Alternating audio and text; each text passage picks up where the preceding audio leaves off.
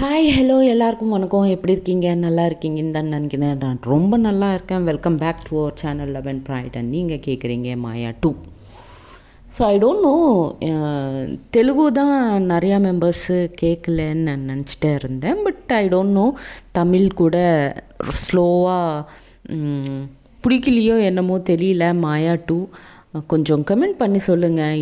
நல்லா இருக்கா இல்லையா, என்ன இன்னும் சஸ்பென்ஸ்க்காக வெயிட் பண்ணிகிட்டே இருக்கீங்களா?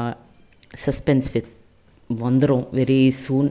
இட்ஸ் ஆல்ரெடி 6 எபிசோட்ஸ் ஆச்சு. ஸோ சீக்கிரமாக நமக்கு அந்த எக்ஸைட்மெண்ட்டு கொண்டு வந்துடுவேன் இந்த எபிசோடில் இருந்து. கொஞ்சம் கம்ப்ளீட்டாக டைரெக்டாக ஸ்டோரிக்குள்ளே போகாமல் நான் கொஞ்சம் பியூட்டிஃபுல் லவ் ஸ்டோரிஸ் கூட இருந்தால் நல்லா இருக்கும்னு மாதிரி சொல்லியிருக்கேன். அவ்வளோதான். ஓகே, எனிவேஸ், அண்ட் புதுசாக யாராவது கேட்குறீங்கன்னா சப்ஸ்கிரைப் பண்ணுங்கள், லைக் பண்ணுங்கள், ஷேர் பண்ணுங்கள், முடிஞ்சால் கமெண்ட்டும் பண்ணுங்கள், அண்டு இன்னும் பிடிச்சிருந்தா ஹைப் பண்ணுங்கள். ஓகே. அண்டு இன்னொரு விஷயம் என்னென்னா, வீணா, ஐ திங்க் வீணான்னு கமெண்ட்ஸ் வருது. அவங்க ரொம்ப ஈகராக என்னோடய நியூ சேனலுக்காக வெயிட் பண்ணிகிட்டே இருக்காங்க. அது மேம், நீங்கள் நியூஸ் சேனல்னு நினச்சிட்டு இருக்கீங்களோ என்னமோ எனக்கு தெரியாது. நியூஸுக்கும் எனக்கும் ரொம்ப தூரம் மேடம். நான் நியூஸே பார்க்க மாட்டேன். எனக்கு அவ்வளோ பிடிக்காது. General knowledge is 0 IQ. But என்னென்னா, நான் நினைக்கிற சேனல் என்னென்னா சைக்காலஜிக்கு சம்மந்தமான ஒரு சேனல். ஓகேவா? நியூஸ் சேனல் கிடையாது. நீங்கள் 2 times ஐ திங்க் கமெண்ட் செக்ஷனில், மேம் நாங்கள் உங்கள் நியூஸ் சேனலுக்காக வெயிட் பண்ணிகிட்டே இருக்கோம் அப்படின்னு கமெண்ட் பண்ணியிருக்கீங்க. நியூஸ் சேனல் இல்லை மேம், இது ஒரு சைக்காலஜிக்கு சம்மந்தமான ஒரு வீடியோஸ் பண்ணலான்னு யோசிச்சுட்டு இருக்கேன். அது எப்போ ஸ்டார்ட் பண்ணுவேன் என்னது எனக்கும் ஐடியா இல்லை.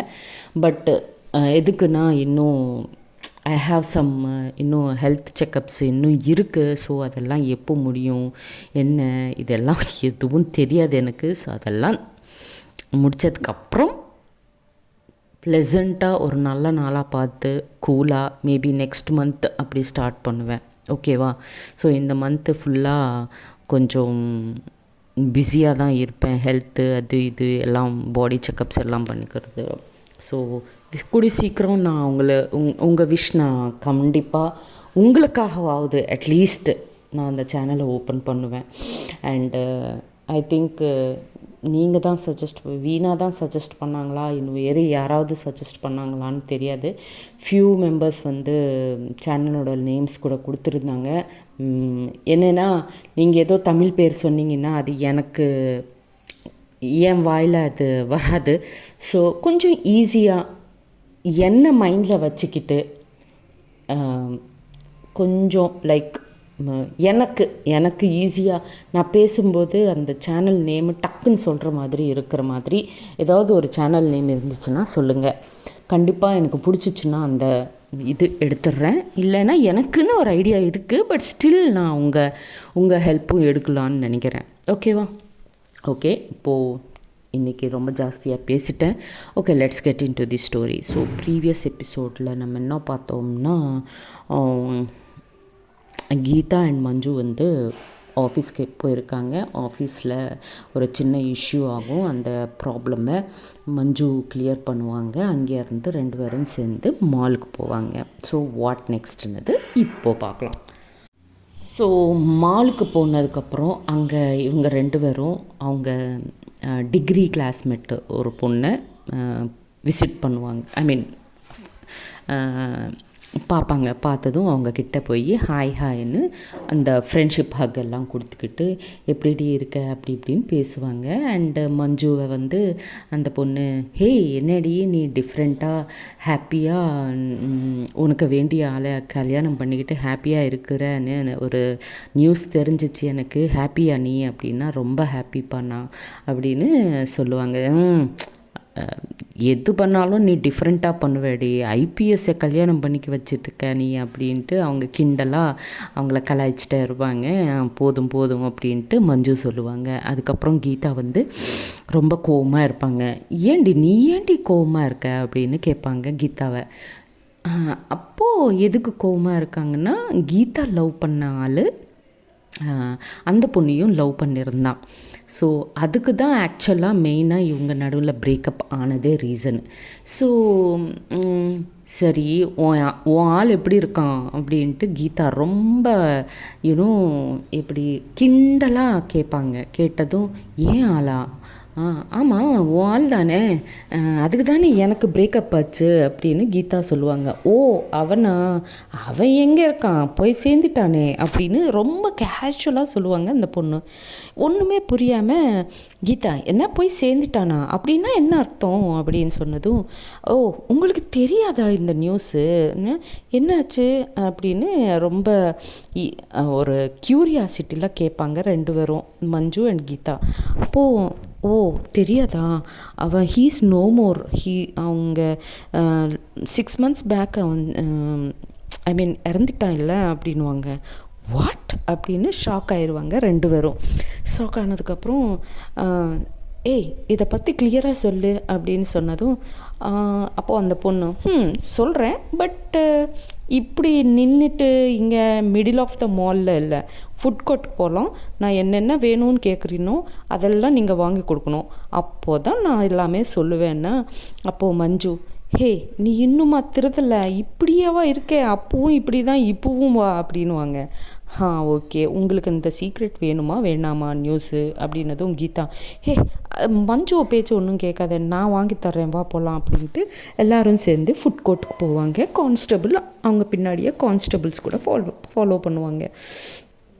ஸோ அந்த பொண்ணுக்கு என்னென்ன வேணுமோ அதெல்லாம் அவங்க ஆர்டர் பண்ணுவாங்க. சாப்பிட்டுக்கிட்டே பேசிகிட்டே இருப்பாங்க. இப்போ சொல்லு டி என்னாச்சு அவனுக்கு அப்படின்னா, அதான் ஒரு நாள் எனக்கும் அவன் பிடிக்கலடி, ரொம்ப வுமனைசராக இருந்தான், எனக்கும் அந்த விஷயம் தெரியாமல் நானும் லவ் பண்ணேன், உன் பற்றியும் எனக்கு தெரியாது, அதுக்கப்புறம்தான் தெரிஞ்சது உன்னையும் லவ் பண்ணியிருந்தான் அப்படின்ட்டு, ரொம்ப வுமனைசர் அவன். ஸோ அதுக்கு தான் நானும் பிரேக்கப் சொல்லிட்டேன்.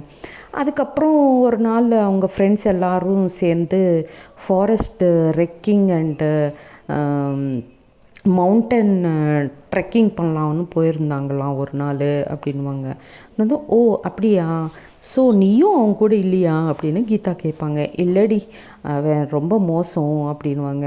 சரி சரி அப்புறம் அப்படின்னதும் எல்லோரும் ஒரு 2 girls அண்டு 5-6 boys எல்லோரும் சேர்ந்து ட்ரெக்கிங்காக போனாங்களாம் மவுண்டனுக்கு. மவுண்டன் ட்ரெக்கிங் பண்ணும்போது அவன் நல்லா தான் போயிருந்தானா, மேலே வரைக்கும் ஆல்மோஸ்ட் ஹீ ரீச்டு அப்படின்னு தான் சொன்னாங்க ஃப்ரெண்ட்ஸு. ஆல்மோஸ்ட் ரீச் ஆகிட்டு அங்கே போனதுக்கப்புறம் என்ன ஆச்சுன்னு யாருக்கும் தெரியாது. சத்தமாக ஒரு சவுண்டு ஆன் பண்ணிவிட்டு அங்கேருந்து கீழே விழுந்துட்டு, அங்கேயே மவுண்டனில் அவ்வளோ ஹைட்டில் இருந்து கீழே விழுந்ததும் அங்கேயே ஸ்பாட்டில் டெட் ஆகிட்டான் அப்படின்னு சொல்லுவாங்க. இவங்க ரெண்டு பேரும் வாட், அப்படி என்ன தான் பார்த்துருப்பான் அப்படின்னு மஞ்சு கேட்பாங்க. ஏன் தெரியாது, பட் அதில் போன பையனில் ஒரு பையன் மட்டும் ஒரு லேடியை பார்த்தானா அங்கே அந்த ஏரியாவில் அப்படின்னதும், அந்த ஃபாரஸ்ட்டில் ஒரு லேடிவா, ஸோ இது ஆக்சிடெண்ட் டெத் தானா அப்படின்னு கேட்பாங்க. டவுட்டாக இருக்கும் மஞ்சுவுக்கு.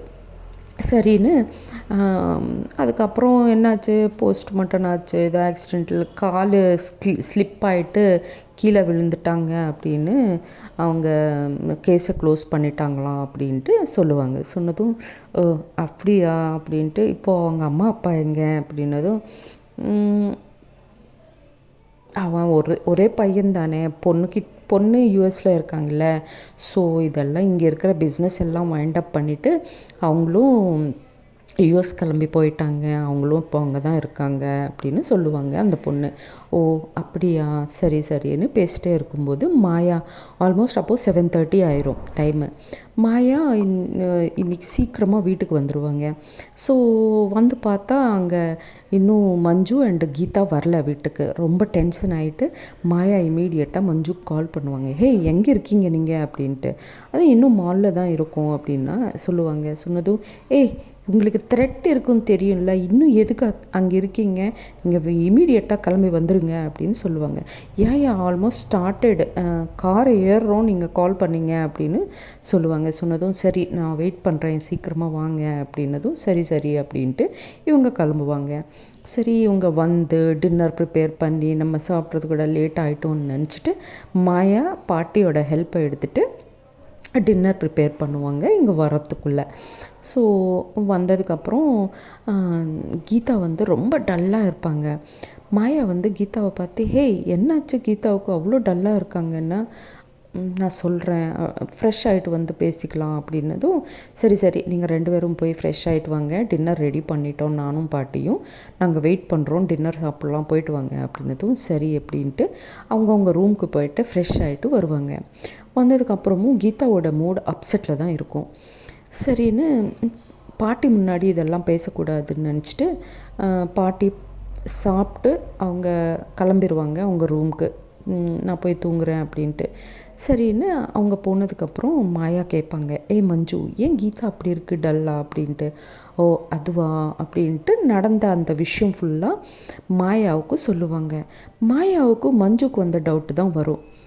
இல்லை, அக்கார்டிங் டு மை எக்ஸ்பீரியன்ஸ் இது கண்டிப்பாக மர்டர் தான், ஆக்சிடெண்ட் கிடையாது அப்படின்ட்டு மாயா கன்ஃபார்ம் பண்ணிடுவாங்க.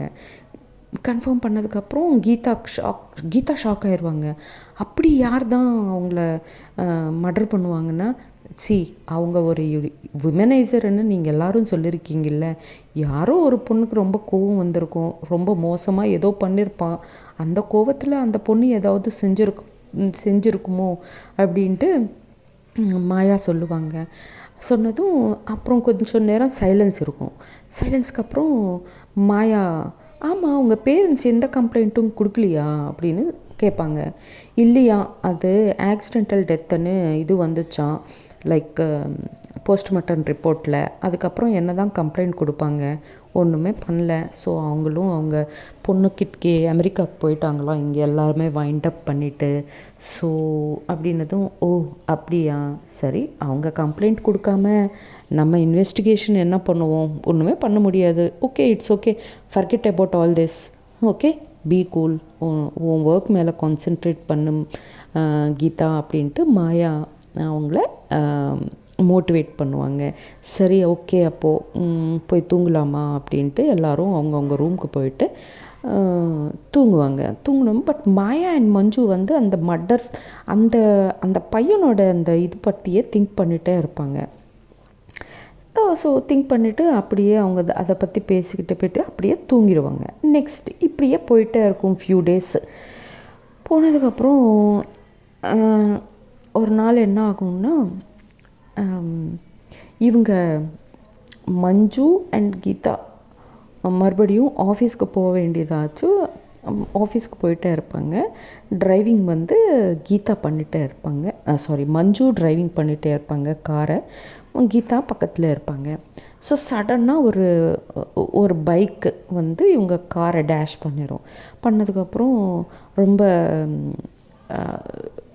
மஞ்சு அண்ட் கீதா காரில் இருந்து வெளியே வந்துட்டு சாரி அப்படின்னு சொல்லும்போது, அந்த யார் டேஷ் பண்ணாங்களோ அவங்க வந்து ரிவர்ஸில் இவங்க மேலே, அவன் வந்ததே ராங் டைரெக்ஷனில், ப்ளஸ் இவங்க மேலேயே ரொம்ப கத்திட்டே இருப்பான். யூனோ லைக் டிஸானர் வேர்ட்ஸ் எல்லாம் யூஸ் பண்ணிகிட்டே இருப்பான். கெட்ட வார்த்தையில் பேசிகிட்டே இருப்பான். ஸோ அப்போ தான் அந்த பக்கமாக நம்ம கோவிந்த் போயிட்டே இருப்பான். ஸோ இதை பார்த்து என்ன இங்கே சண்டை, எல்லோரும் இங்கே இருக்காங்க அப்படின்ட்டு பைக்கை பார்க் பண்ணிவிட்டு வந்து பார்த்தா அங்கே மஞ்சு அண்ட் கீதா இருப்பாங்க. ஹே மேம் என்னாச்சு மேம் அப்படின்னதும், பார் கோவிந்த் இவன் வந்ததே ராங் டைரெக்ஷனு, அண்ட் அது மேலே என்னையும் கத்துறான், கீதாயும் கத்துறான், அசிங்கமாக பேசுகிறான் அப்படி இப்படின்னதும், ஓ அப்படியா, என்னடா என்ன என்ன என்ன நினச்சிட்டு இருக்க அப்படி இப்படின்னு கோவிந்த் கொஞ்சம் கோபமாக பேசினதும் போலீஸில் அவங்கள பார்த்ததுக்கப்புறம் அந்த பர்சன் வந்து கொஞ்சம் பயந்துருவான். அது இல்லை சார் அப்படி இப்படின்னு பேசும்போது, உங்களுக்கு எதுக்கு மேம், நீங்கள் ஒரு எஃப்ஐஆர் கொடுங்க, இவனை உள்ளே வச்சுக்கிறேன் நான் அப்படின்ட்டு கோவிந்த் மிரட்டுவான் அந்த பையனை. அப்போது கீதா வந்து அதெல்லாம் ஒன்றும் வேண்டாம், விட்டுருங்க, வார்னிங் கொடுத்து விட்டுருங்க, இப்படி எல்லாரும் கம்ப்ளைண்ட் கொடுத்தா உங்கள் போலீஸ் ஸ்டேஷன் பத்தாது, எல்லாரையும் உள்ளே போடணுன்னா, இட்ஸ் ஓகே, லிவ் இட், இந்த மாதிரி கேசஸ் நிறையா நடந்துகிட்டே இருக்கும் ரோட்டு மேலே அப்படின்ட்டு சொல்லிவிட்டு, வா மஞ்சு, ஆஃபீஸ்க்கு டைம் ஆகுது போகலாம் அப்படின்ட்டு அவங்க மறுபடியும் அந்த காரை ஏறிட்டு கிளம்பி ஆஃபீஸ்க்கு போயிடுவாங்க. போனதுக்கப்புறம் கோவிந்த் வந்து கொஞ்சம் என்ன இவங்க ஒரு கம்ப்ளைண்ட் கொடுக்கறதுக்கு எதுக்கு இவ்வளோ இது பண்ணாங்க அப்படின்னு நினச்சிட்டு அப்படியே அந்த கோவத்தில் அவன் ஸ்டேஷனுக்கு போவான்.